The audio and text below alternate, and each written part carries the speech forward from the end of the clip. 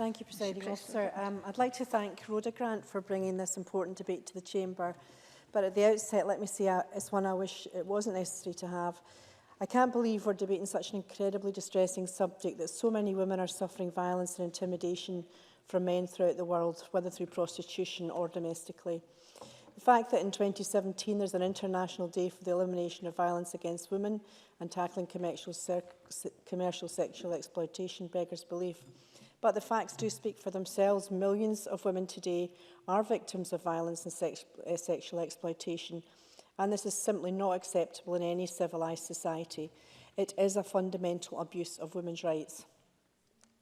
We've come a long way in achieving equality in Scotland over the past 10 years, with fairer workplaces for women, providing funding to gender equality organisations, getting the gender balance right, increasing childcare provision and the rest. As Equality Secretary Angela Constance has said, we cannot take our foot off the gas when it comes to gender equality and safety. Women should feel safe in every space they wish to inhabit, whatever profession they are in. This is a matter of fundamental human rights. We all have a duty to ensure that our daughters and granddaughters are safe from violence, sexual harassment and intimidation. It's our responsibility and it should be on top of everyone's agenda. The new domestic abuse bill will, if passed, make an enormous difference to women who have been abused both physically and psychologically, and crucially it recognises the enormous harm done to children caught in the crossfire for the first time. The Scottish Government and indeed the Justice Committee, of which I'm a member, are working hard with women's charities and stakeholders to get it right. The many brave women who came forward to give evidence of their experiences deserve nothing less.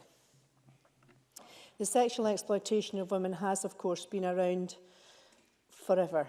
The late Margaret MacDonald did a lot of work to improve the lives of sex workers, and at the SNP conference in March this year, a resolution was passed to support the Nordic model, which Rhoda Grant was describing there, which is based on 1999 Swedish law, which criminalises the purchase of sex but decriminalises the person selling it.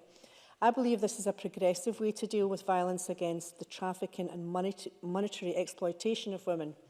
Having heard directly from women who worked in the sex industry and their harrowing experiences, I defer to their belief that this is the way forward. As Rhoda Grant says, prostitution is violence against women by its very nature. Presiding Officer, we all know that violence against women and sexual exploitation of women is about the abuse of power. It's perpetrated by cowardly inadequates who must be made aware that society will simply no longer tolerate it. As I said earlier in my speech, I believe it's incumbent on every decent citizen, men and women, to get the message of zero tolerance over to these inadequates. There's simply no hiding place for you now, and women's rights will no longer be abused in Scotland or anywhere else in the world.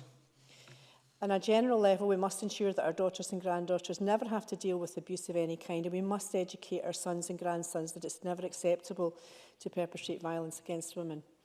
Mutual respect between the sexes has to be the goal as we go forward.